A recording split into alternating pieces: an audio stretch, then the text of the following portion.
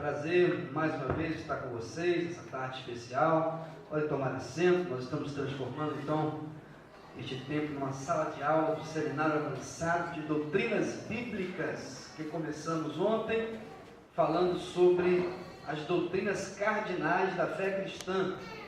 Por que doutrinas cardinais? Esse conjunto de doutrinas, elas formam o pensamento basilar do cristianismo. Se você entender e tiver o domínio conceitual dessas 10 grandes doutrinas bíblicas, vai entender com muita clareza qual é a visão cristã de mundo, como pensam os cristãos. É claro que pode haver múltiplas interpretações a respeito desses conceitos, dessas doutrinas, mas o cristianismo, de modo geral, toma como pensamento fundamental, ou seja, como fundamento basilar, central, essas 10 grandes doutrinas. E o desconhecimento dessas 10 grandes doutrinas tem causado muitos problemas para a igreja da última hora. A gente viu ontem aqui o tamanho do desafio pelo problema da ironização, a mercantilização, toda essa estrutura que se criou em torno da fé cristã e que acaba distanciando as pessoas pelo escândalo que vai causando em função do desconhecimento doutrinário. Então a gente vai começar a partir de onde nós paramos ontem. Nós ontem avançamos aí sobre esses aspectos práticos do desconhecimento doutrinário e enxergamos de perto como isso é prejudicial a uma fé cristã bíblica, histórica e, sobretudo, uma fé saudável. E aí a gente deixou para o dia de hoje tratar aqui de forma mais detalhada cada uma dessas 10 grandes doutrinas. É claro que não dá para a gente esgotar todo esse tema, todo esse assunto bem aprofundado aí para muitas aulas, mas a síntese do pensamento geral das 10 grandes doutrinas que todo cristão deve saber e deve conhecer, vai ser apresentada hoje aqui. Isso é uma marca central do cristianismo. O cristianismo, ele tem como uma das suas bases o conhecimento cognitivo. Nós somos uma fé que é baseada numa revelação escrita, que é a Bíblia, a palavra de Deus.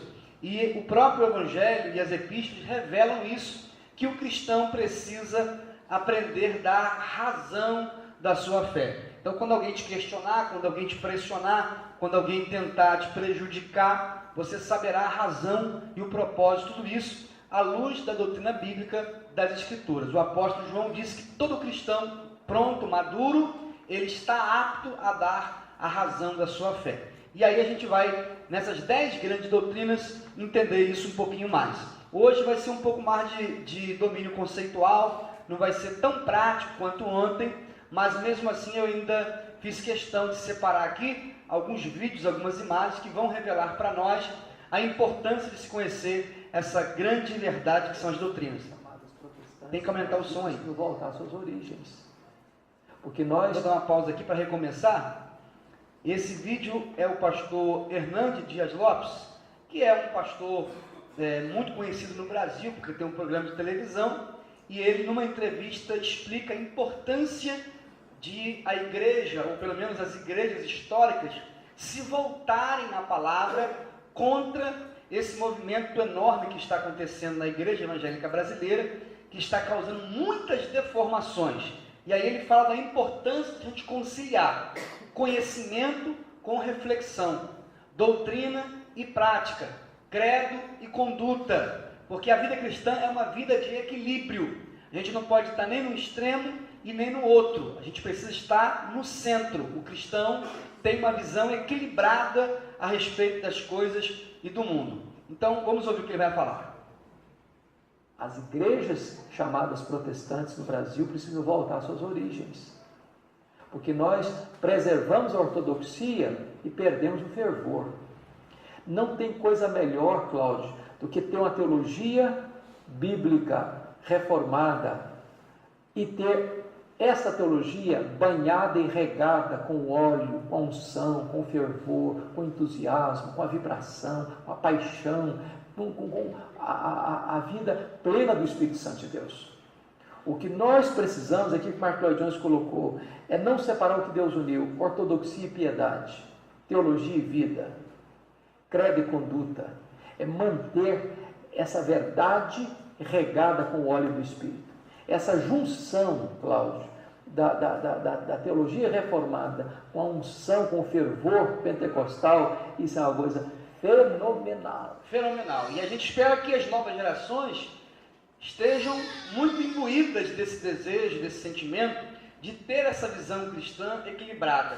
Não estou aqui para dizer que a gente precisa se voltar à palavra e esquecer da nossa espiritualidade pentecostal, da devoção, do exercício dos dons, da autoridade, da graça. Não, tudo isso é muito importante, só que isso não pode estar fora do limite da palavra, não pode perder o foco da palavra, porque se a experiência se tornar a única referência doutrinária da igreja, a gente vai cometer muitas heresias, porque a experiência não é base para se formar doutrina.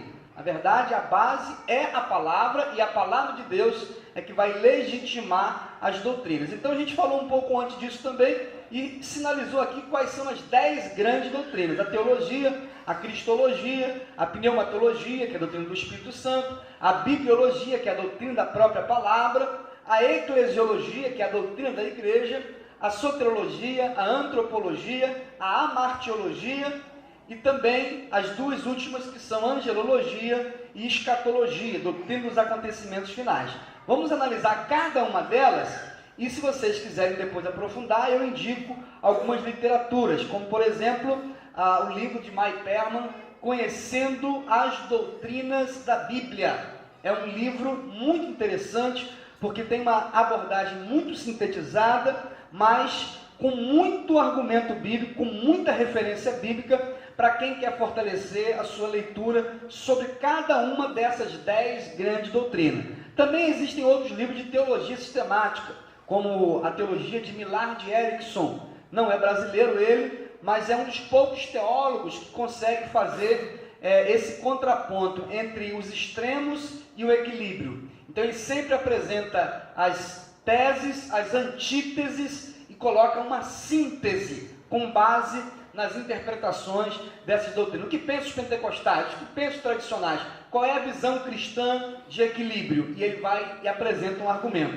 A obra de Millard Erickson já está publicada no Brasil desde o ano passado pela editora Vida Cristã. E aí, se os irmãos tiverem interesse, depois pode buscar na internet e aí aprofundar a sua leitura. Então, a primeira grande doutrina que a gente precisa entender como cristão é a doutrina de Deus, que a gente chama de teologia. E por que é importante a gente entender e estudar a doutrina de Deus? Porque hoje, por conta do cientificismo que se apoderou, tomou de assalto a vida da igreja, muita gente confunde a teologia com uma ciência. E a teologia não é uma ciência. A teologia é um estudo sobre Deus, é um argumento sobre Deus, é um conhecimento sobre Deus, e não uma ciência sobre Deus, porque ninguém tem como colocar Deus no microscópio, ir lá e, tirar os pedacinhos de Deus e depois repetir esse fenômeno e ficar ali pesquisando, porque a ciência só pode ser considerada ciência se tiver essa possibilidade de você, no campo investigativo, reproduzir um fenômeno, repetir esse fenômeno, e aquilo que é uma teoria se tornar uma lei científica. É quando você prova e comprova inúmeras vezes o resultado de uma sequência de estudos, e aí, se o único resultado for aquele, de fato, isso vai ser uma lei científica. Isso não dá para fazer com Deus, até porque Deus, ele é imensurável. O nosso Deus é onipotente, onipresente, onisciente. Isso tudo são atributos de Deus, mas as pessoas confundem, e aí na tentativa de querer se tornar um cientista de Deus, cometem os piores absurdos. Então eu trouxe aqui uma entrevista que é de um teólogo, Sérgio, tudo bom? Que eu acho que muita gente deve conhecer. O Mário Sérgio Cortella, ele é cristão católico, é claro, e ele conviveu durante 32 anos dentro do departamento de teologia da Universidade Católica, a PUC. E ele vai nessa entrevista de Jô Soares explicar justamente a diferença entre essa concepção de uma teologia como ciência e a teologia como um estudo de Deus, que demanda o crer. Tem muita gente que está querendo estudar Deus sem crer em Deus. Se você for estudar Deus sem crer em Deus, já começou tudo errado. Porque a Bíblia é clara. É necessário que aqueles que se aproximam de Deus creia que Ele existe e que Ele é galardoador daqueles que o buscam. Senão se torna um cético, um crítico, e você vai ficar o tempo inteiro criticando Deus, a igreja e tudo, e não vai aproveitar de absolutamente nada, vai passar pela vida como um sobrevivente. Mário Sérgio Cortella é muito inteligente, porque ele não trabalha só com a teologia, trabalha com pedagogia, educação, e é, na verdade, hoje um dos maiores filósofos do Brasil. Tem um programa dele na internet, Café Literário, em que ele discute com outros filósofos e teólogos também, sobre muitas questões, e é muito interessante você ter acesso às obras dele. Vamos ver o que ele vai falar.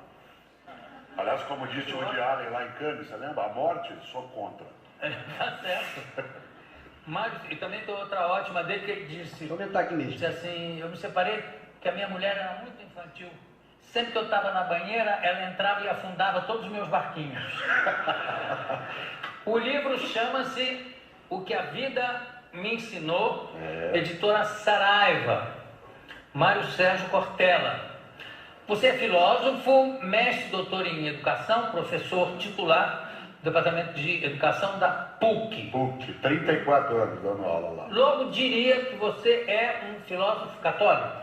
Eu sou professor de uma universidade católica, que não tem só professores católicos. Não, mas você... Eu sou católico de formação. Minha origem é católica. Mas a PUC São Paulo tem professores de várias religiões e alguns que não tem. Agora, eu sim, tenho formação católica. Que você também é responsável pelo departamento de teologia. Eu, durante 32 anos, atuei no departamento de teologia na área de ciências da religião. O impacto da religião na sociedade, nas culturas. Agora, ciência da religião não é uma coisa meio paradoxal? Não, mas são ciências da religião, no sentido de serem ciências que estudam a religião. A psicologia da religião, Sim. A antropologia da religião, a sociologia da religião, e há uma área específica, que não é a teologia, que estuda o fenômeno religioso. Por que isso? Porque teologia supõe fé. Ou seja, ninguém pode ser teólogo se ele não tem uma crença. Isso significa que ele precisa trabalhar essa ideia. Agora, nas ciências da religião, não necessariamente se lida com o componente da fé. Tanto que a PUC de São Paulo tem um departamento de teologia e outro de ciências da religião. Agora, eu queria saber o seguinte, Mário. Teologia, para mim, já é um termo que eu acho estranho. Porque Ignorância do sendo uma coisa que parte de uma premissa de fé, de ser uma pessoa de fé, um homem de fé, uma mulher de fé, como é que pode se criar uma teologia, quer dizer, uma lógica divina? Muito mais a ideia de teologia no sentido grego do termo, de logos, de estudo, e não de ciência. Entendi. Você sabe que ciência é episteme. Então não é uma episteme. Não é epistemologia. Exatamente. Agora, a teologia, ela é o estudo da religião em geral. Claro que no Ocidente, a palavra teologia marca para a ideia de uma divindade. Mas você tem teologia no mundo que é politeísta, como por exemplo o mundo hinduísta.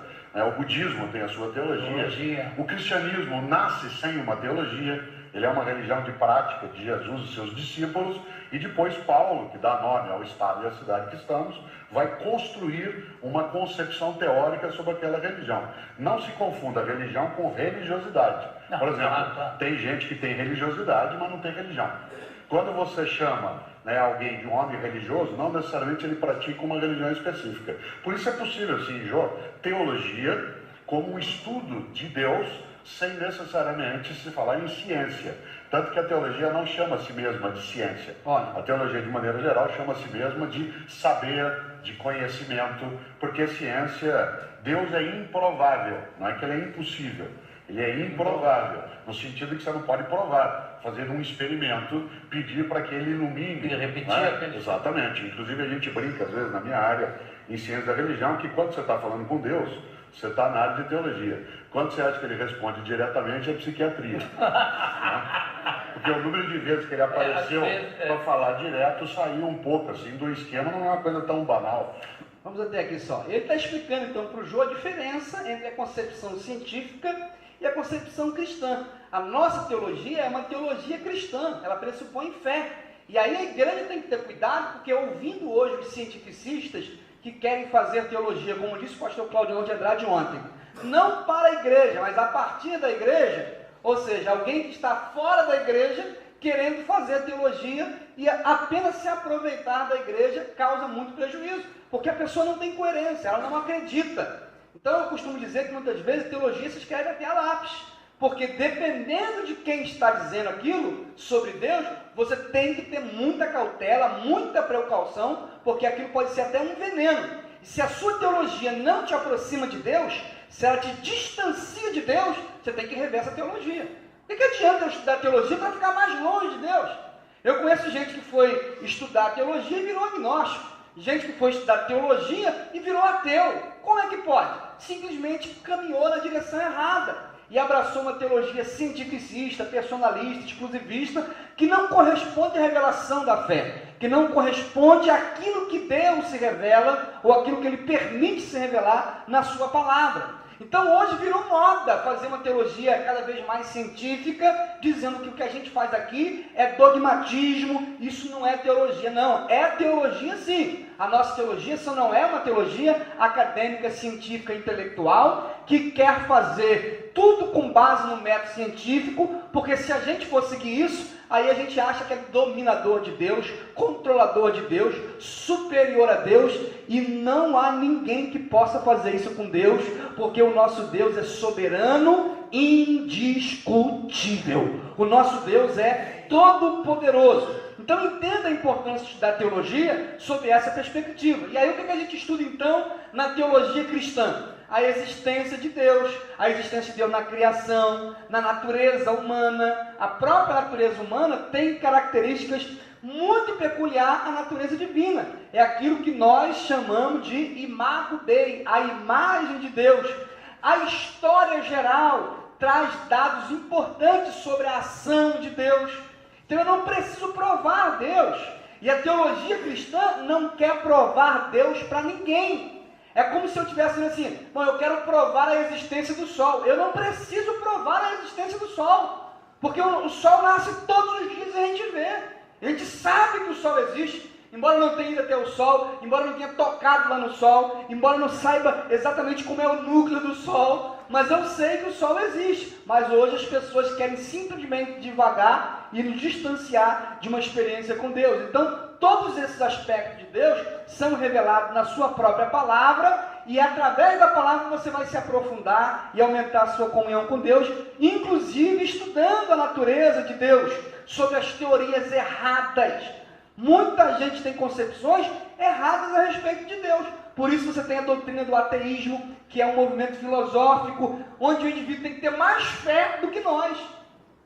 Porque para crer na inexistência de Deus, o camarada tem que ter muita fé. Porque é muito testemunho na história a favor da crença na existência de Deus. E o ateu não é um cara descrente, ele acredita em muita coisa. Geralmente ateu é solidário, generoso, estudioso, mas com relação a Deus, a sua decepção com os sistemas religiosos faz com que ele assuma a posição de que Deus não existe. Isso é uma ignorância. Outras formas, o agnosticismo, que trabalha com a dúvida acima de qualquer circunstância. O próprio politeísmo, com as diversas descrições e manifestações divinas. Você tem aí inúmeras religiões que são politeístas, que acreditam em várias divindades para formar uma única divindade. O deísmo, que é uma negação de que Deus ele existe, não é a afirmação de que Deus existe, mas que ele se nega a relacionar-se conosco. Ele não está nem aí para nós. O panteísmo, que defende que Deus é tudo, está em tudo, na água, na natureza, no cosmos, nas estrelas. Esse tipo de pensamento é um pensamento errado. Mas se você estudar à luz da Bíblia, você vai descobrir como é que surgiu o panteísmo, com as sociedades cainitas. Quando Caim é banido, ele sai com a percepção de que Deus está presente em tudo, porque ele perde a comunhão com Deus. A partir de Abel, há uma linhagem piedosa que vai fazer sacrifício, que vai querer se religar a Deus, que vai ofertar a Deus, que vai cultuar a Deus, mas também tem uma linhagem cainita, impiedosa. que vai fugir de Deus e dizer que Deus está na água, na árvore, no sol. E aí começa o panteísmo. Começam a adorar o quê? Ao sol, porque o sol nasce todo dia e Deus está no sol. Olha o sol, sol, sol, olha o sol. A mesma coisa com a água, com a cachoeira, com a árvore, com os elementos da natureza. E aí, tudo aí é Deus. E isso vai gerar muitos sistemas religiosos panteístas, o próprio espiritualismo e outros, mas são concepções erradas a respeito da natureza de Deus. Outra coisa que a gente estuda na teologia bíblica cristã, os nomes de Deus. Ou seja, há múltiplas manifestações de Deus personificadas por nomenclaturas. O próprio El, que é a expressão mais conhecida no texto original, representa Deus, se manifesta como El Shaddai, o El Elohim. Vários nomes são designações de Deus como um Deus que opera em determinadas dimensões. O Adon, o Adonai, aquele que é digno de ser adorado. A palavra Abba, que dá a teologia, dá origem à teologia intimista, que a gente chama de teologia do Pai. Deus é tomado como figura do Pai. Por quê? Porque o Pai é alguém que tem muito dessa relação de que Deus tem conosco. Amor, misericórdia, perdão, provisão, segurança. E aí essas expressões são expressões que revelam a natureza divina. Ou o nome Javé ou Jeová. E aí tem muita gente que às vezes se perde nisso, porque se torna letrista e virgulista. E acha que falar o nome Deus é errado. O certo é falar Javé, ou Iavé, ou Iaové, ou Jeová. E na verdade são tudo designações de personificação de nomes que aparecem em toda a narrativa bíblica. Nós não temos que nos ater a esses aspectos, porque se formos fazer isso, não haverá nem pronúncia do nome de Deus. Porque o tetragrama sagrado são 4 letrinhas que formam essas expressões, e que hoje estão perdidas ao longo da história. Então não precisamos desse tipo de coisa, mas só vamos entender se estudarmos a palavra e entendermos isso à luz da palavra, sem essa visão cientifiquez. Por exemplo, a teologia, ela antecede a ciência. Quando a ciência surge, a teologia já existe, porque a teologia, ela nasce da relação do Criador com a criatura. É Deus em busca de nós. Não é nós em busca de Deus. Foi Deus que nos amou primeiro. Porque foi Ele que nos criou. Foi Ele que nos formou. Ou seja, antes de qualquer coisa está a relação de Deus para conosco. Esse vídeo aqui é muito interessante, que o Dr. Rodrigo Silva, que é um antropólogo, ele vai explicar justamente essa questão do método científico com relação à pesquisa do universo da Bíblia. E sem a necessidade disso, qualquer ser humano pode se ligar a Deus e conhecer a Deus. Mas há uma busca exagerada hoje do método científico por causa da descoberta antropológica, por causa da sociedade do conhecimento, por causa dos avanços que a ciência alcançou. Mas ele vai explicar justamente a diferença disso. E aí você presta atenção que você também vai entender. Dom Rodrigo, existem algumas evidências, eu creio, que o mundo diz que é preciso fé para acreditar, mas na realidade existem algumas provas arqueológicas. Por exemplo, Adão e Eva. Muitas pessoas dizem, não, para acreditar em Adão e Eva é preciso ter fé. Mas será que existem provas, evidências, quem sabe, arqueológicas da existência de Adão e Eva, do dilúvio? Aliás, aqueles primeiros capítulos lá do livro de Gênesis, que o mundo aí diz, não, isso é fantasia, isso é elemento difícil, vocês precisam ter fé. Mas será que existem algumas evidências de que aconteceram esses acontecimentos que a Bíblia declara lá no começo da Bíblia? Em primeiro lugar, Bill, vamos definir academicamente o que é evidência. Às vezes as pessoas não entendem bem o sentido de evidência. Pensam que evidência seria um DNA de Adão, um pedaço da orelha dele, a foto ossada. Não é assim que se trabalha com o método científico.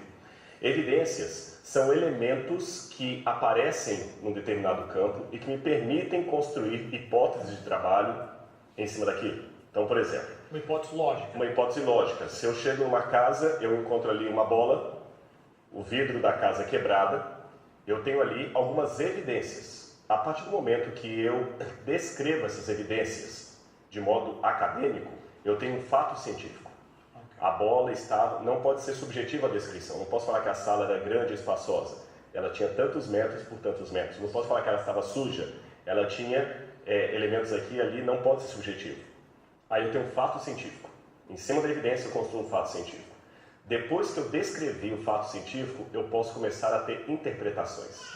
Então, se existem 2 ou 3 interpretações em pé de igualdade para explicar aquele fato que eu não presenciei, eu chamo isso de hipótese de trabalho. Uma hipótese. Se eu só tenho uma forma de explicar aquele fato e nenhuma outra igual, eu já vou um passo além, eu tenho uma teoria. Se eu consigo repetir o processo em laboratório e observá-lo, eu tenho uma lei. Então, essas coisas são importantes. As pessoas misturam hipótese com teoria como sendo não é a mesma coisa. Então, uma progressão de hipóteses até chegar à lei. Então, nós temos a evidência, nós temos o fato científico, hipótese de trabalho, teoria, lei. Agora, quando eu estou falando de história, eu não posso falar de lei, porque eu não posso repetir a história em laboratório. Eu fico mais no campo das evidências, subo no máximo até a hipótese. Evidência, fato científico e hipótese. Então, vamos pegar as evidências. Eu trouxe aqui comigo, gostaria de mostrar para você, Bill, e para as pessoas que estão em casa. Esse aqui é um tablete cuneiforme. Esta aqui é uma cópia. O original está no nosso museu lá no Brasil, eu não poderia trazer. No Museu do Louvre você tem vários tabletes desses, no Museu Britânico você tem, no Museu Metropolitan Museum de Nova York. Aqui você tem das primeiras formas de escrita da humanidade.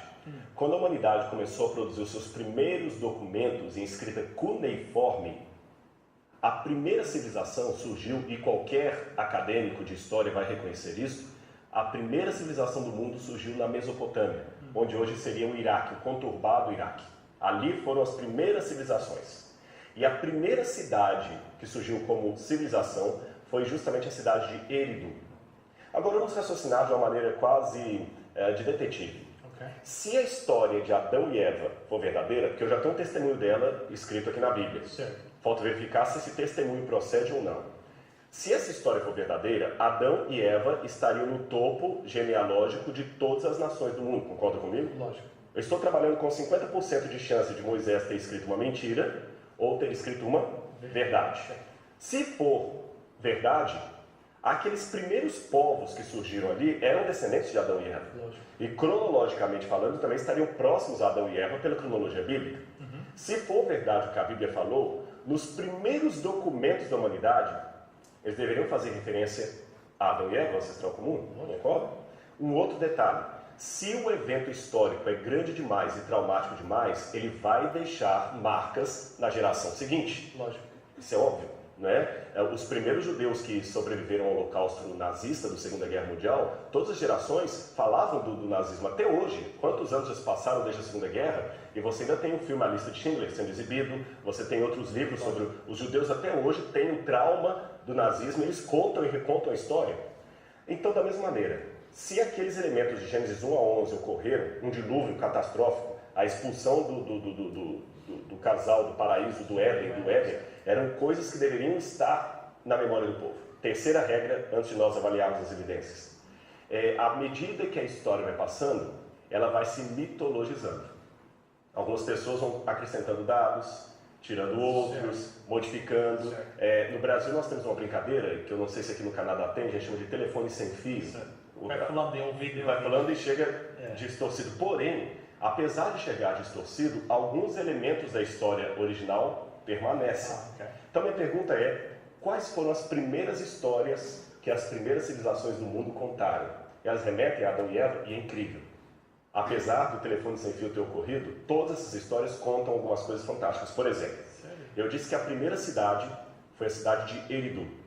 Quando escavaram tabletes em Eridu, ou Uruk, que era outra cidade próxima, a própria cidade de Ur, tabletes datados do 3º milênio a.C., as primeiras inscrições da humanidade lá diziam o seguinte: nós somos descendentes daqueles que viveram no paraíso idílico de Dilmun. Sério? Dilmun. Nós viemos daqueles que vieram de Dilmun. Dilmun, em sumeriano, significa terra do sol nascente, terra do oriente. A Bíblia fala que o Éden foi plantado na banda do sol nascente. E mais, a região onde ficava Dilmun era chamada em sumeriano de Edenu, ou Idim.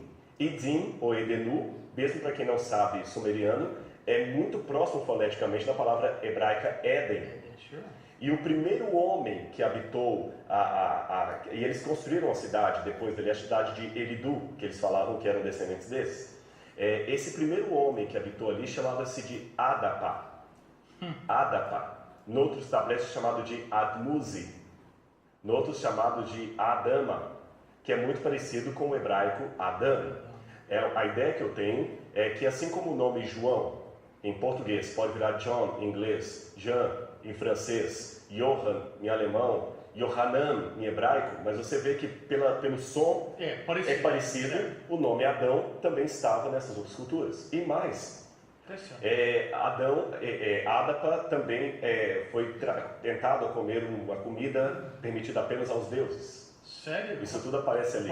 Aparece a figura de Ningizida, uma serpente. A serpente aparece, uma serpente diabólica que os leva. Há também a história dos Anunnakis, que promoveram uma rebelião no céu contra os deuses. E esses Anunnakis eram em número de 900. 300 Anunnakis ficaram rebeldes, 600 ficaram fiéis, um terço caiu. E a Bíblia fala de uma rebelião também com o texto. As semelhanças são incríveis, muito incríveis. E aqui tá bom. O que ele vai mostrando é que a ciência vai ser capaz de formular muitas hipóteses e até confirmar esses dados apenas nos aspectos arqueológicos. Tudo isso pode ser descoberto. Primeiras civilizações, o dilúvio, todas essas narrativas que estão na Bíblia e nas sociedades que também não têm a mesma visão que nós, podem ser comprovadas. Mas Deus, ninguém consegue fazer isso. Então a ciência é muito útil, pode servir para isso. Para você escavar arqueologicamente, descobrir aonde está o Éden, inclusive já foi descoberto, hoje já existe estudo geológico que comprova que o Éden está mergulhado numa bacia lá no mundo oriental, e tudo isso daí é interessante, mas não dá para fazer isso com Deus. Ninguém consegue escrutinar a mente de Deus. Agindo Deus, quem impedirá? Deus é soberano, indiscutível. E essa tem que ser a premissa da fé cristã. Nós temos que ter Deus como soberano a todas as coisas. E não é porque uma descoberta científica, porque o teu professor de história, porque o teu professor de filosofia, porque o teu professor de disciplina A, B ou C, que é mestre, doutor, pós-doutor, falou isso, que você vai ficar desesperado. Ah, meu Deus, a minha fé é uma fé inútil, é uma fé em vão. Não é não. Não há nada que possa se comparar a uma fé verdadeira no Deus verdadeiro, o Deus da Bíblia. Isso é magnífico. E você precisa, como cristão, defender esses posicionamentos. Então, tudo que é relação a Deus, a teologia vai te ajudar a compreender os atributos relativos ao homem, a santidade de Deus, o amor de Deus. Sem o amor de Deus, nós seríamos capazes de amar. Nós só amamos porque Deus nos amou primeiro. É o amor dele que nos dá essa capacidade. Por isso, quanto mais longe de Deus, pior o homem fica, mais o homem odeia. Quanto mais perto de Deus, melhor o homem fica, mais o homem ama. Porque isso são atributos relativos ao homem na natureza divina. Ou seja, há atributos de Deus que estão associados intimamente à nossa natureza. Misericórdia, justiça, fidelidade, bondade, verdade. Outras coisas como, por exemplo, a trindade. Muita gente fica louca quando começa a estudar a trindade. E não há necessidade de se desesperar, porque a Bíblia revela isso. A personalidade do Espírito Santo revela que o Espírito Santo não é uma força, não é uma energia. Ele é uma pessoa, a divindade do Filho. Jesus, ao encarnar e se tornar homem, ele abdicou da sua glória, mas a divindade dele é reconhecida em toda a narrativa. Então, são atributos de Deus que você só compreende se estudar teologia, se mergulhar na doutrina bíblica de Deus, para você então compreender quem é Deus. A mesma coisa com a cristologia, a doutrina de Cristo, saber quem é Jesus, ou seja, qual foi a obra que ele fez, qual foi a missão dele ao vir aqui. Aí você vai fazer a descrição bíblica, exatamente como a Bíblia apresenta, de cada um dos aspectos de Cristo. Os títulos que Jesus recebeu: Filho de Deus, Filho do Homem, Filho de Davi, o Verbo, Cristo Messias, Senhor. A missão dele ao se tornar homem. E tem muita gente que fica encantado com a divindade e não lembra que tão magnífico quanto a divindade é a humanidade de Jesus. Porque ele se fez homem por causa da minha natureza, por por causa do meu problema com P maiúsculo, que a gente vai ver daqui a pouquinho na doutrina do pecado. Então, tudo isso é possível compreender se você examinar a doutrina da pessoa de Jesus. Os 3 ofícios que Jesus teve aqui nessa terra, como profeta, denunciou as injustiças sociais, mostrou a hipocrisia, foi lá para o meio religioso, foi condenado pela religião, foi sentenciado pela religião. Ele foi um verdadeiro profeta que se levantou para denunciar toda a iniquidade. Como sacerdote, ainda intercede por nós hoje. Cristo é o nosso intercessor, Ele intercede por nós diante do Pai. E Cristo como Rei, a gente precisa começar a proclamar Cristo como Rei, porque o Evangelho do Reino precisa ser anunciado a todas as gentes. E qual é o Evangelho do Reino? É o Evangelho que assume Cristo como Rei, não como um serzinho pequeno, diminuto, machucado, ferido, pendurado no madeiro, num patuar. Não é. Cristo é Rei dos Reis, Senhor dos Senhores. As fases da revelação de Cristo na eternidade passada, no Antigo Testamento, aquilo que a gente conhece como cristofania. Quer fazer um estudo magnífico e aumentar a sua fé? Examine o que é a cristofania, a manifestação de Cristo. É algo impressionante, mas poucos cristãos se debruçam sobre essa doutrina. Outra doutrina que nós precisamos conhecer, a doutrina do Espírito Santo, também chamada de paractologia ou pneumatologia. É na doutrina do Espírito Santo que você vai saber que o Espírito Santo não é uma força, não é uma energia, não é uma cosmovisão, como tantas religiões apresentam. Há a natureza do Espírito revelando toda a sua personalidade.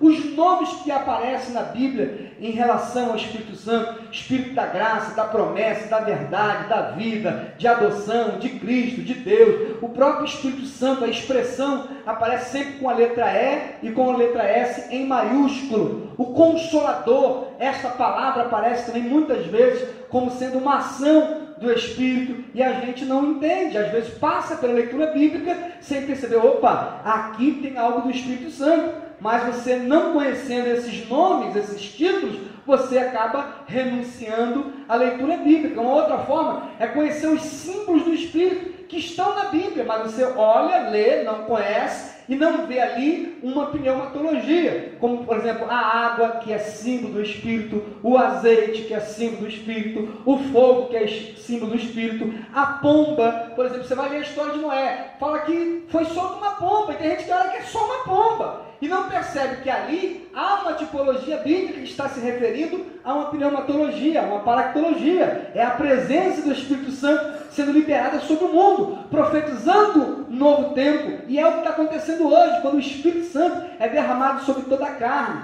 O próprio selo, o vento que aparece no dia de Pentecostes, e muita gente acha que aquilo ali é literal, e a gente não entende que há ali uma tipologia da pneumatologia, da presença do Espírito Santo. Então são coisas que somente estudando a pneumatologia você vai descobrir. As atividades do Espírito Santo através da Bíblia, como o Espírito Santo trabalha na criação, em todas as coisas que foram criadas. Há o princípio da criatividade, que é um atributo do Espírito, na capacitação de vasos, porque o Espírito usa cada um de uma maneira. O próprio Espírito em Cristo, isso só pode ser entendido à luz dessa doutrina bíblica. O Espírito Santo também operando a salvação no interior do homem, na produção da fé. Ninguém pode receber Deus se não for pela própria ação de Deus, pelo Espírito. É por isso que existe o pecado de blasfêmia contra o Espírito, contra a qual não há perdão. Por que não há perdão? Porque quando você não crê no Espírito, você perde a possibilidade do único que é capaz de te convencer, você não crê nele. E quem é que convence o homem da justiça, do juízo e do pecado? É o Espírito Santo. Quando alguém não crê no Espírito Santo, pronto, esse daí já está com a salvação perdida, porque enquanto ele não crê, ele não vai conseguir ter acesso, porque quem opera a salvação no ser humano é o Espírito de Deus. É ele que dá a convicção de que nós somos pecadores, é ele que opera no mover, no novo nascimento, uma nova natureza, uma vida santa. É ele que vem sobre nós como revelação vestimento de poder, ou seja, uma natureza pecaminosa, carnal, é revestida e essa natureza fica subjugada e a natureza do Espírito passa a prevalecer. Mas se a gente nega ou não aceita essa doutrina, é claro que não vai ter uma experiência como essa. A atividade do Espírito Santo através da Bíblia, toda a Bíblia oferece isso e a gente precisa enxergar minimamente nas leituras devocionais para interpretar. E se você não tiver essas concepções já trabalhadas na sua mente, a leitura bíblica muitas vezes se torna improdutiva, você não consegue enxergar esses movimentos do Espírito de Deus dentro das narrativas de cada livro. Os próprios dons que hoje são renunciados ou rejeitados por inúmeras igrejas cristãs só pode ser compreendido pela doutrina da pneumatologia. A análise dos dons, a gente teve até 2 anos atrás aqui uma palestra específica sobre os dons espirituais, os dons que manifestam um saber pelo Espírito. Não é uma metacognição, não é uma capacidade intelectual, é um mover do Espírito. Tem dons para isso, pastor? Tem. A palavra de sabedoria, a palavra de ciência, o discernimento de espíritos. Tem gente que tem uma comunhão tão grande com o Espírito que enxerga e percebe as coisas sem ter conhecimento daquilo. Ou seja, ele não estudou o fenômeno, ele não se preparou, mas acaba que por dom Deus dá a ele uma graça especial. Isso são dons espirituais. Então, há dons que são, por exemplo, de revelação, há dons que revelam uma habilidade de fala, há dons que demonstram o agir do próprio Espírito, como, por exemplo, os dons de cura. Tem gente que nunca passou por uma experiência de cura, e a Bíblia revela que o Espírito Santo é capaz de usar qualquer crente no dom de curar. Eu li a biografia do Paulo Macalão, e há um depoimento na narrativa histórica do que foi levantado para fazer o livro dele, de uma experiência que houve com uma irmã no hospital, que estava muito chateada porque ele não foi visitar. E aí ele estava muito ocupado, mas preocupado com a irmã estar escandalizada, foi lá no hospital. E quando chegou, ela estava dormindo, o que ele fez? Ele chegou com muita sabedoria, impôs as mãos, orou e foi sair. E quando ele estava saindo, a irmã acordou e começou a reclamar, porque ele tinha apenas orado e ido embora. Depois de tantos dias ela reclamando, ele chega e só faz uma oração, ela começa a murmurar e reclamar daquela atitude dele. E ele, como estava muito apressada, ele diz: irmã, receba a cura em nome de Jesus, porque não sou eu que opero, quem opera é o Espírito de Deus. Deus te abençoe. E foi embora. Sabe o que aconteceu? A irmã levantou e saiu atrás dele. Só que a doença dela impedia ela de andar. Ou seja, ela nem percebeu que já tinha sido curada, porque ela levantou e saiu andando atrás dele. E quem opera então é quem? O Espírito de Deus, os dons de curar. E isso não é para uma classe especial, não é para uma pessoa especial. Você pode ter os dons. Operação de maravilhas é diferente do dom de cura, porque maravilhas é um milagre, é uma intervenção na natureza. Uma coisa é ser curado de resfriado, outra coisa é ter uma perna decepada e ela crescer. Aí é diferente. E a Bíblia revela que há operações de maravilhas, milagres extraordinários que as pessoas não conseguem enxergar e nem entender racionalmente. Dons que manifestam falar pelo Espírito, já acabei de falar aqui, variedade de línguas, interpretação de línguas, o próprio dom de profecia, observações disciplinares sobre o uso dos dons é nessa doutrina. Por que determinadas igrejas se comportam em relação ao Espírito Santo de uma forma e outros de outra forma? É a maneira como se interpreta isso. A gente que não considera nenhuma possibilidade de se ter um culto como nós temos na Assembleia de Deus, com movimento, com o pessoal cantando, aplaudindo, acha que isso daí é absolutamente irreverente em relação à presença do Espírito. A nossa interpretação não é essa, mas é pela maneira como nós lemos e interpretamos a doutrina do Espírito Santo. Uma outra doutrina que muita gente desconhece, mas é fundamental para o crente ser habilitado a dar razão da sua fé: a bibliologia, que é a doutrina da palavra de Deus.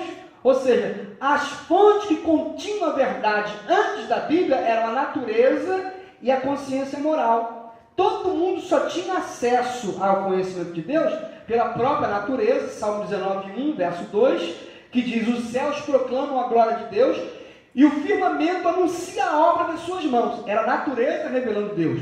Mas é muito difícil alguém se aproximar de Deus olhando apenas para a natureza. Por quê? Porque o pecado, ele acabou atingindo a nossa capacidade de ver Deus na natureza. Uma outra forma, a própria consciência. Pode ser que alguém esteja morando no interior de uma mata amazônica ou lá no interior da África, mas mesmo lá ele vai ter uma consciência moral do que é certo, do que é errado. Qualquer tribo indígena, por mais silvícola que seja, o indivíduo que vive lá, ele tem algo que ele acha que é certo e tem algo que ele acha que é errado. Quem faz ele saber o que é certo e o que é errado? A consciência. Mas nem a natureza e nem a consciência são capazes de nos revelar Deus com tanto detalhe como a revelação que a palavra de Deus ela oferece. Por quê? Porque é o próprio Deus se manifestando pelo poder dessa palavra, a fim de que eu e você tomemos posse de quem Ele é, de como Ele nos ama. Então as Sagradas Escrituras são o veículo da verdade. A gente chama de revelação especial. Não só as Escrituras, mas o próprio Verbo encarnado, que é Cristo Jesus. E a estrutura da Bíblia? É importante saber, pastor? É claro. Senão você fala, vamos ler o livro de Filemão. Aí o jovem olha para cá, olha para lá, passa para um lado, passa para o outro. Pastor, não tem Filemão na minha Bíblia, não. Ah, como não? É que eu não estou achando. Porque o livrinho é pequeno. É falta de habilidade. Quando é um novo convertido, a gente até aceita. Ah, vamos ler o livro de Obadias.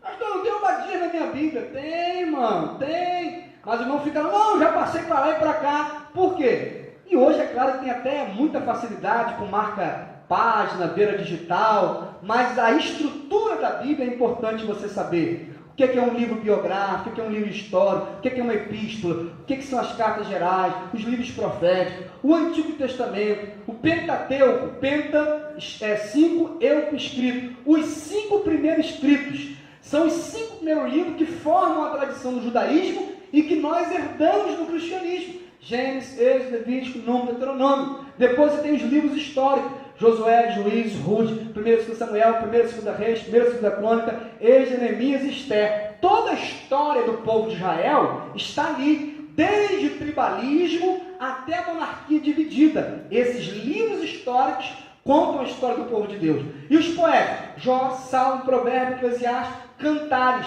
orações, louvores, músicas, são poesias que na verdade se tornaram expressões proféticas, porque nessas poesias, nessas orações, você tem muita revelação de Deus.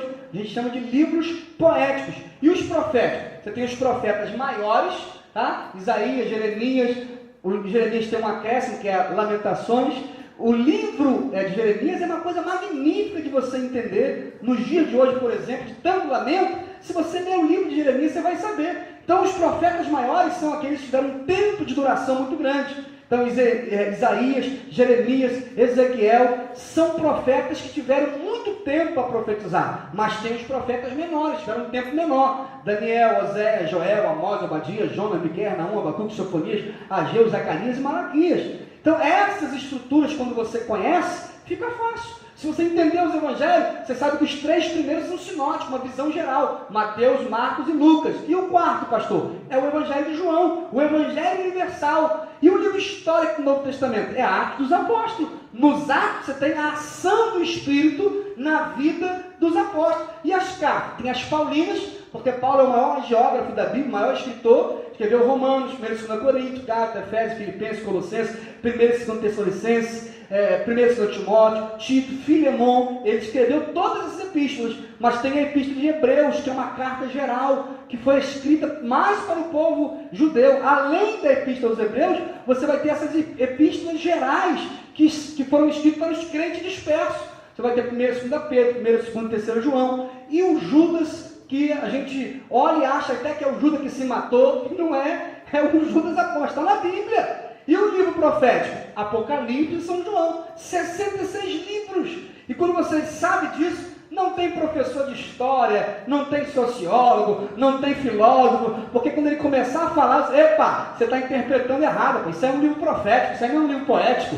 Você estudou teologia onde, professor? Não, eu estudei história. Então continua dando história, porque teologia você não entende nada. Só vai fazer isso se você estiver habilitado pela doutrina da bibliologia. Mas quantos crentes de fato estão preocupados em ler a Bíblia? Tem gente que passa mais tempo com o celular do que com a Bíblia. E olha que dá para colocar a Bíblia no celular. Se você tiver uma Bíblia no celular, lê a Bíblia em qualquer lugar. O processo de inspiração, a natureza, a Bíblia ela é divina, ela é única, ela é compartilhada, ela é verbo conceitual, ou seja, não é aquela ideia de que Deus ditou e o camarada escreveu, não. Deus usou a circunstância, a formação, a natureza do escritor, ela é verbo conceitual e ela é completa. Toda a escritura é divinamente inspirada para exortar, para redarguir, para corrigir o homem, a fim de que o homem seja perfeito e seja capaz de entender o projeto de Deus.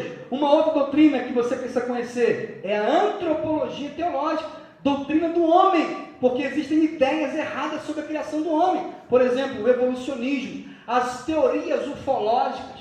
Tem uma teoria ufológica no Brasil, de uma tribo indígena, que diz que uma nave espacial mandada por Deus soltou uma fagulha de fogo, bateu na lasca de uma árvore, a lasca de madeira bateu no chão, no barro, e saiu um homem correndo. Assim surgiu o homem.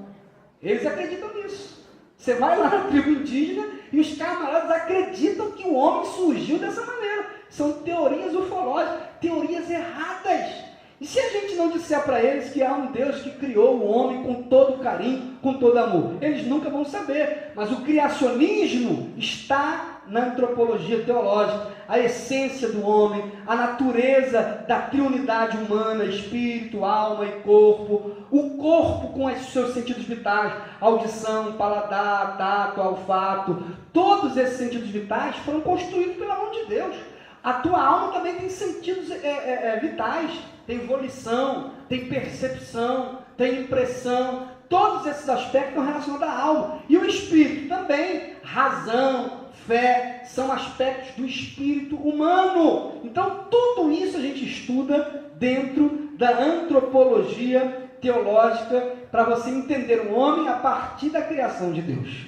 Também a doutrina do pecado, que muita gente desconhece e que o diabo não quer que ninguém conheça, porque se não tem pecado, não tem problema da humanidade, não precisa de Salvador, não precisa de crucificação, não precisa de nada disso, porque não tem pecado.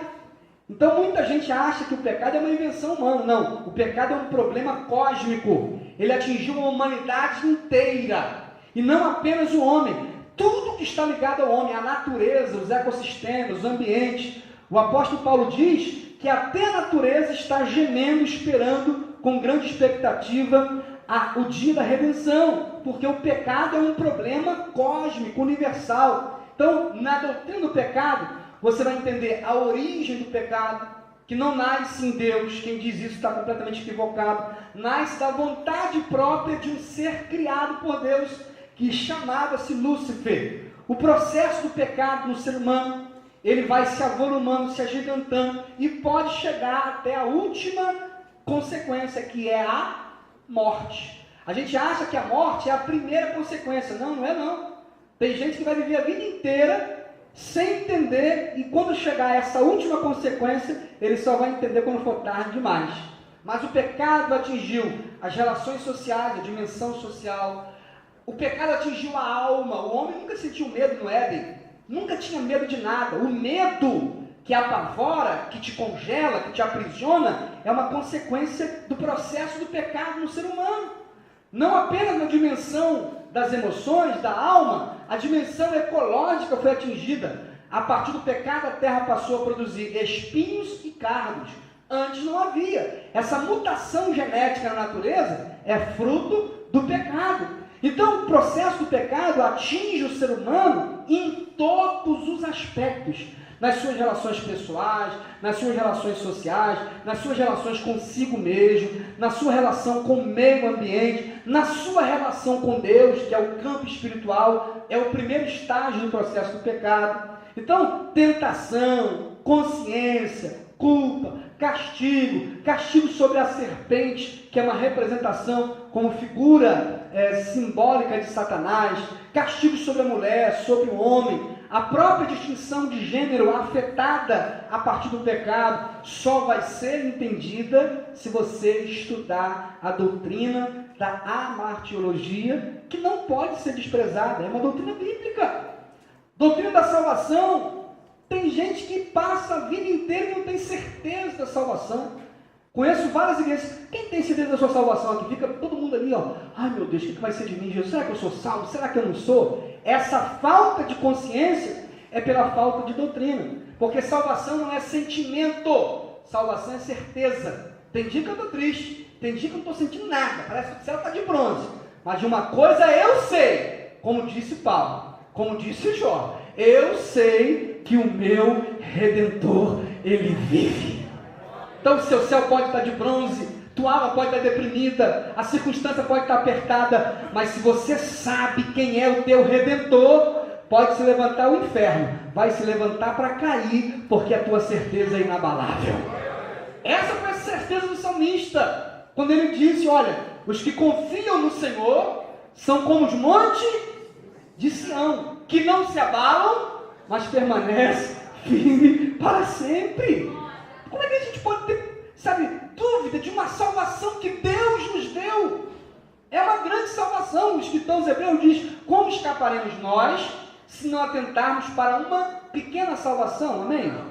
Não. Uma grande, tão grande, não é nem grande, diz tão grande salvação.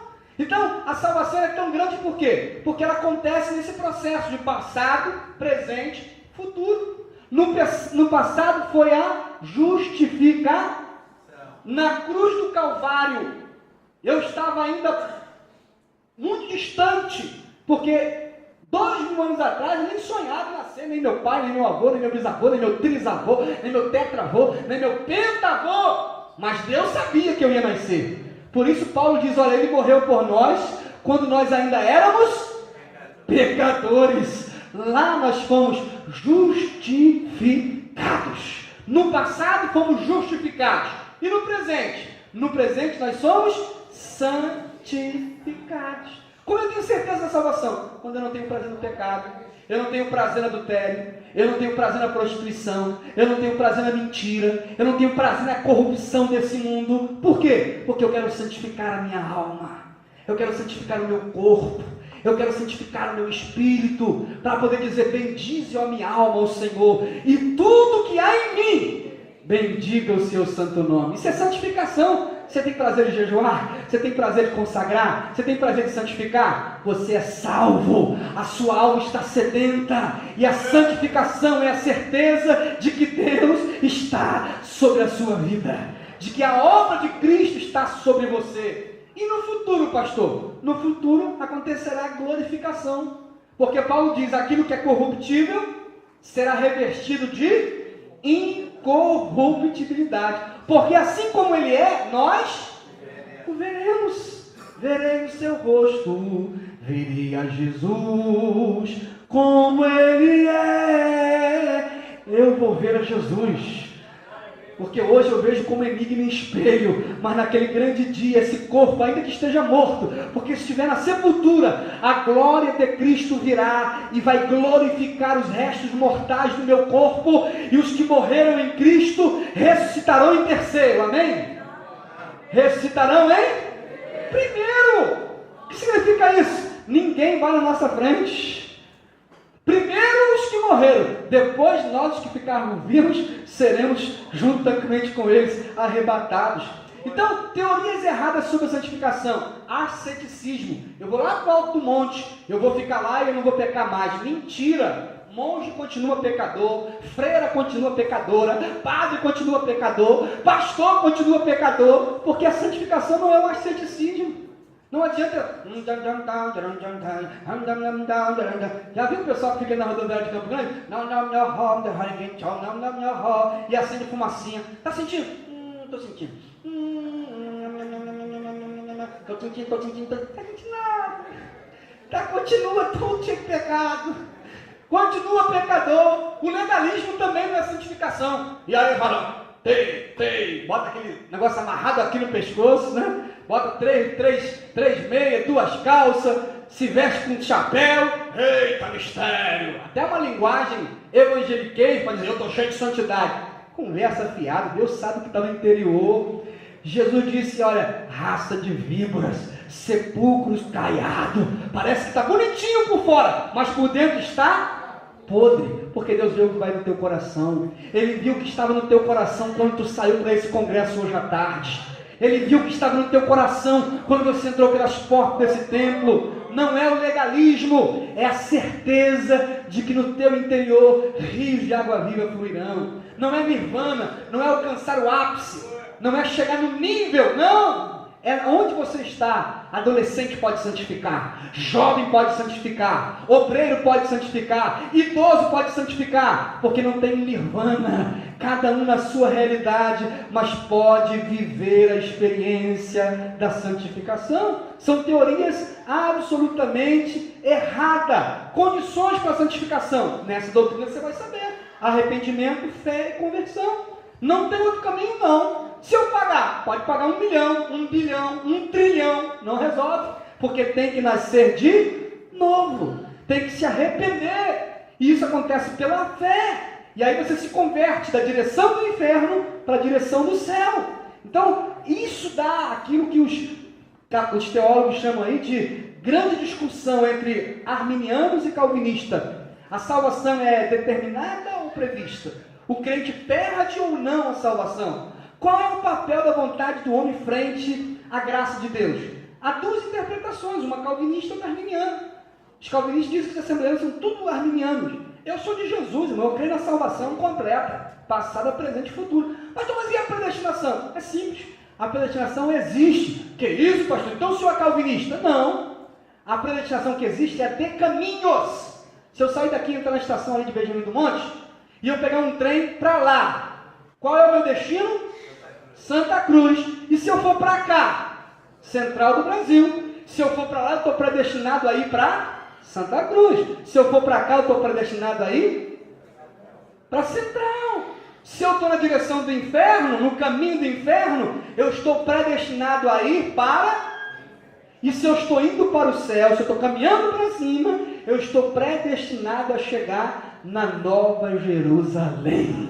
Em que caminho? Pergunta para o seu irmão, em que caminho que você está? Do céu ou do inferno? Então, se tu está no caminho do céu, bendito seja você predestinado. Você vai chegar no céu. Permanece no caminho. E quem é o caminho? Jesus. Ele disse, eu sou o caminho, a verdade e a vida. Ninguém vai ao Pai a não ser por mim. Doutrina da igreja. Quer saber o quê? Como funciona a igreja? Qual é a diferença das ceias, batismo por imersão, aspersão, efusão? Se você quiser saber de tudo isso, tem que estudar essa doutrina. Por que umas igrejas têm um sistema episcopal, outras têm um sistema oligarca, outro sistema presidencial, outro tem um sistema de clérigo, outro não? Tudo isso está nessa doutrina. Quem são os bispos gerais? Quem são os líderes gerais? O que é uma apóstolo? O que é um bispado? Isso você só vai entender aqui. Os tipos de ceia, transubstanciação, consubstanciação, memorial, tudo na doutrina da igreja. A nossa ceia, por exemplo, não é ceia da bênção.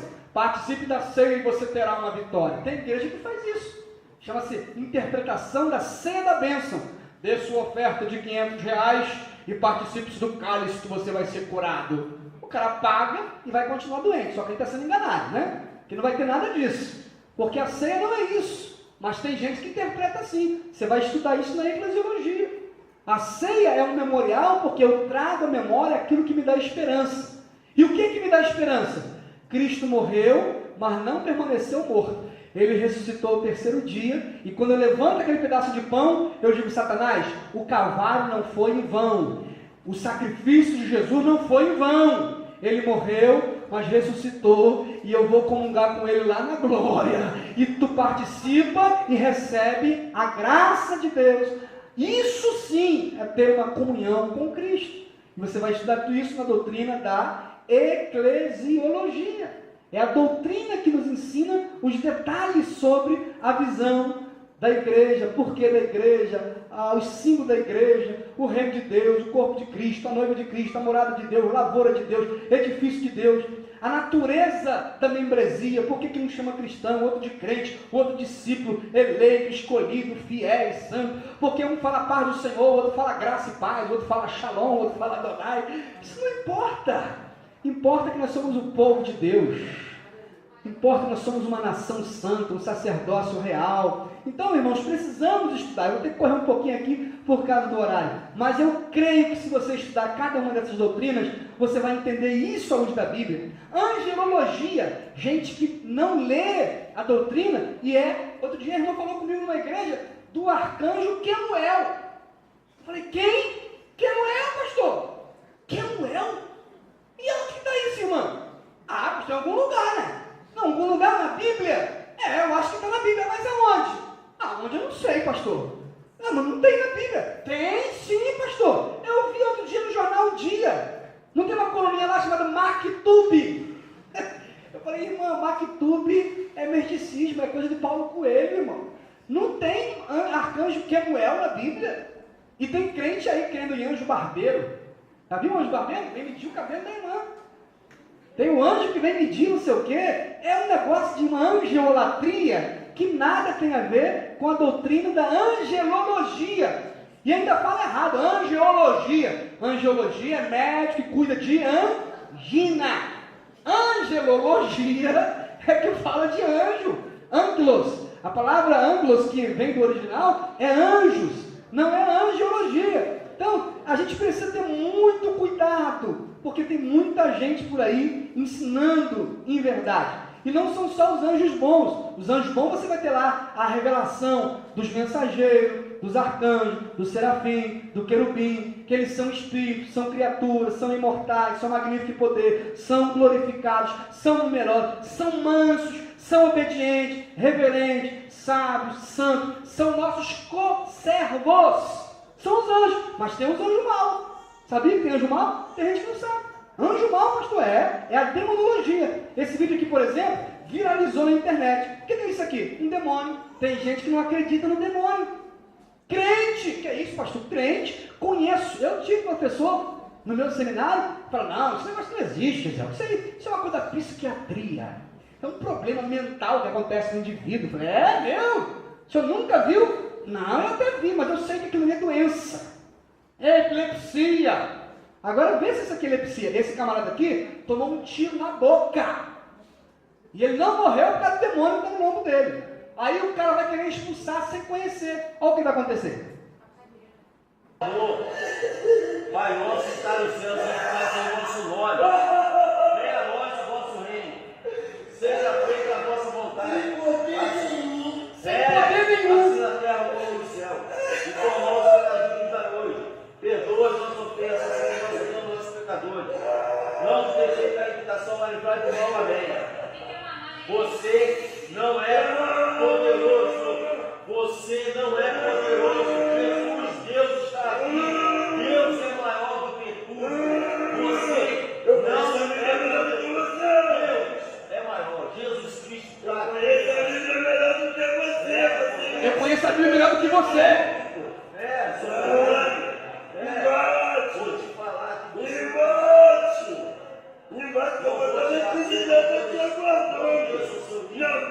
você você é do mal. Você não é. Você é bravo. Isso. Sai. Qual o som que tá aí? Qual o som que tá aí? Fala aí. Lúcifer. Está incorporado no santo. Está incorporado no santo. Quer dizer que o senhor vai segurar a tua vida isso? Não bater não, porque Deus é maior. Meu cavalo estava inocente, estava trabalhando. Meu cavalo trouxe meu cavalo até aqui. Eu não vou fazer nada com vocês. Só não quero que encoste no meu cavalo. Deus é inocente. Só não quero que encoste no meu cavalo, ou seja, um demônio, um espírito maligno, um espírito das trevas. Homem com um tiro na boca, sanguentado, e as pessoas sem nenhuma habilidade.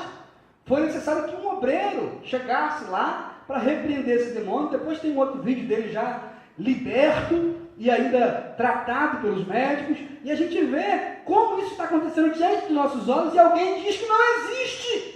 Como é que um cristão pode dizer que o diabo não existe, que os demônios não existem, que anjos não existem? E cada vez mais o cristianismo vai ficando frágil, porque a gente não acredita nem naquilo que é fundamental, que é doutrinário na visão cristã. Uma última doutrina para a gente encerrar, a escatologia, a doutrina dos acontecimentos finais. Eu conheço gente com medo da volta de Jesus. Me dá uma palestra numa igreja e uma moça falou: não, pastor, Jesus não pode voltar onde não. Eu falei: mas como não, irmã? Eu não casei ainda, pastor. Aí, minha filha, pelo amor de Deus, desespero é esse?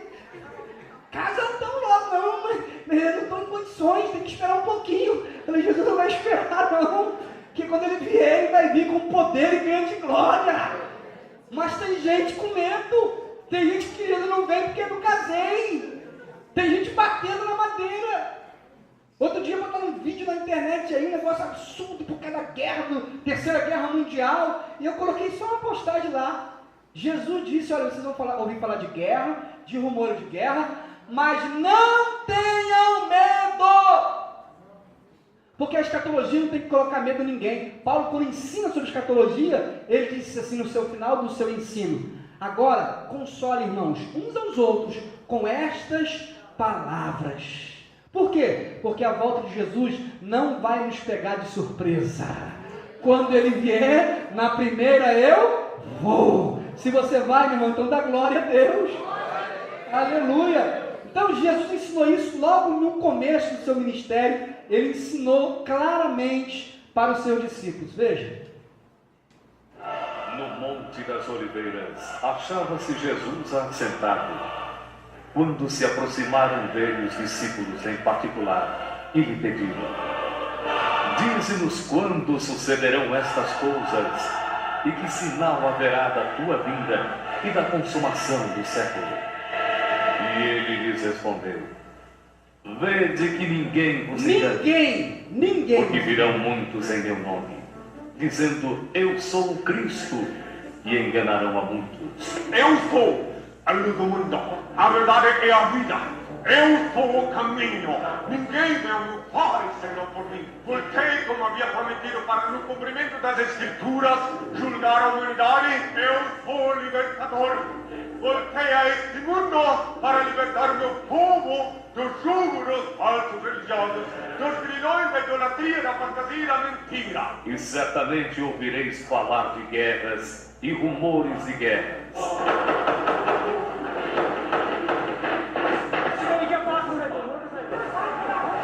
Guerra, fome, violência.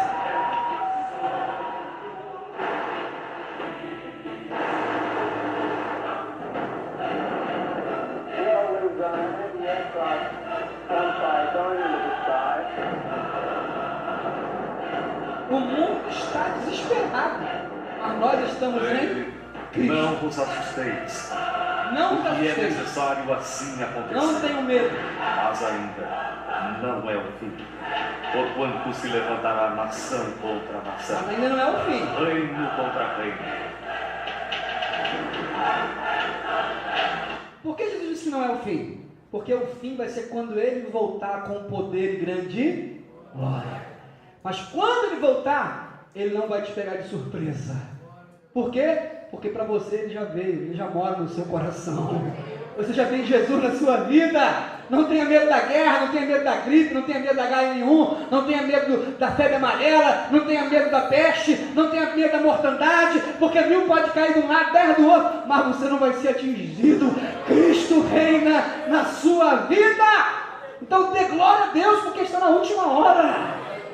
Maranata, hora vem, Senhor Jesus. Então o que são os fundamentos escatológicos? É tudo sobre a eternidade, a morte. A questão da morte é uma doutrina escatológica. A provisão e a existência após a morte é um tema escatológico.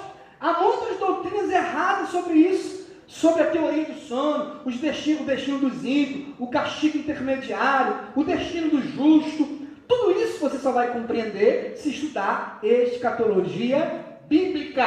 Não é uma interpretação alegórica de qualquer um aí não, tá? A segunda vinda de Cristo é anunciada na Bíblia mais de 260 vezes.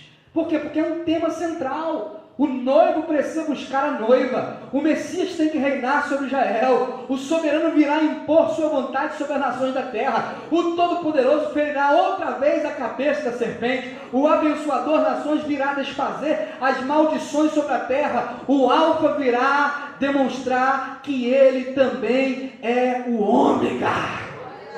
O Deus que você serve é o Deus Todo-Poderoso.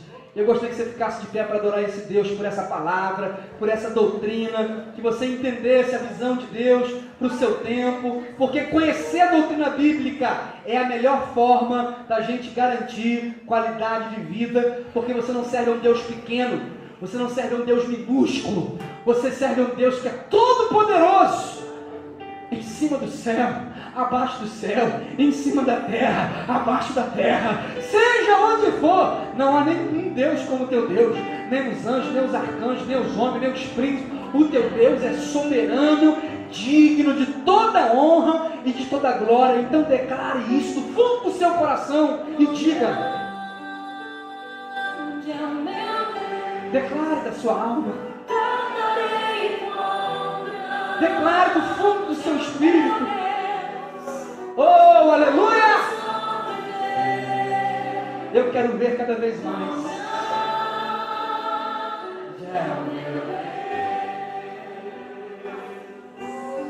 Olha o Deus que você serve.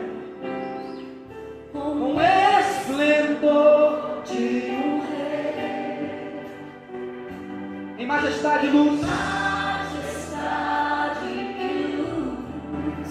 faz a terra se alegrar. Faz a terra se alegrar. Ele é a própria luz. Oh, aleluia. Está longe de você. Com a palavra as trevas vão fugir.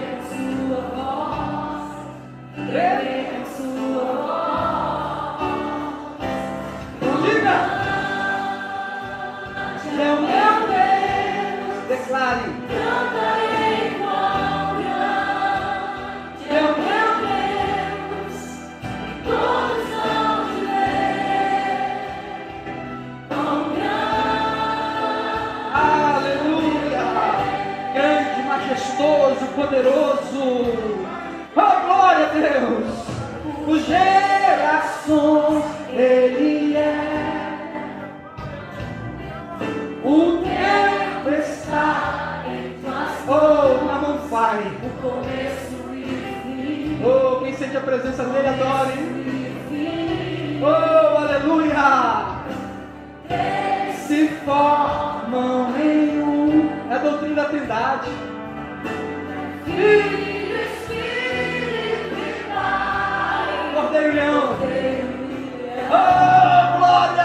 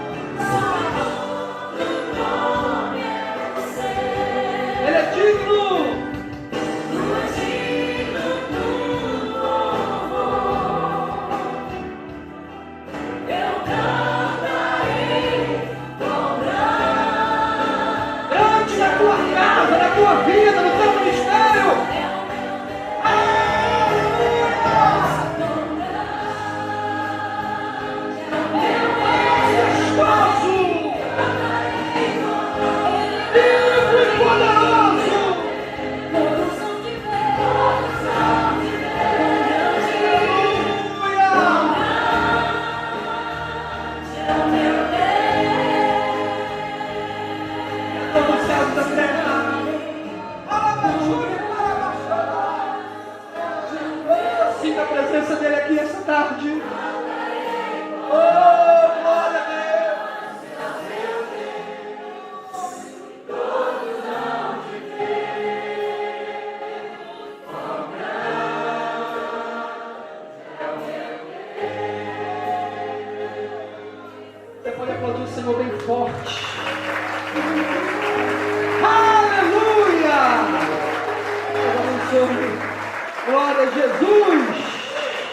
essa tarde especial, reunidos em torno da palavra. Fala para o seu irmão, vida vitoriosa é na palavra de Deus. Fala para o seu irmão, vida vitoriosa é na palavra de Deus. Eu agradeço mais uma vez a gentileza, a honra do convite. A minha oração é que momentos como esse se repitam na igreja do Senhor Jesus, não apenas aqui nessa igreja, mas em toda a igreja do Senhor Jesus. Deus abençoe, tenha um excelente culto essa noite. Até a próxima. Eu quero devolver aqui a direção para os coordenadores. Amém, glória a Deus. Você foi abençoado nessa tarde? Está feliz com Cristo? Dá um glória a Deus, aleluia. Deus tem secretado aos nossos corações uma palavra de tesouro, uma palavra tremenda. Nós somos gratos a Deus pela sua vida, pastor Gesiel, por toda a palavra de Deus ministrada aos nossos corações, por esse ensinamento que foi enriquecedor. Nós saímos daqui nessa tarde abençoados. Queremos te passar, em nome da igreja e do departamento, essa placa, né, como forma de agradecimento, né, por tudo que o Senhor tem feito conosco. Deus te abençoe.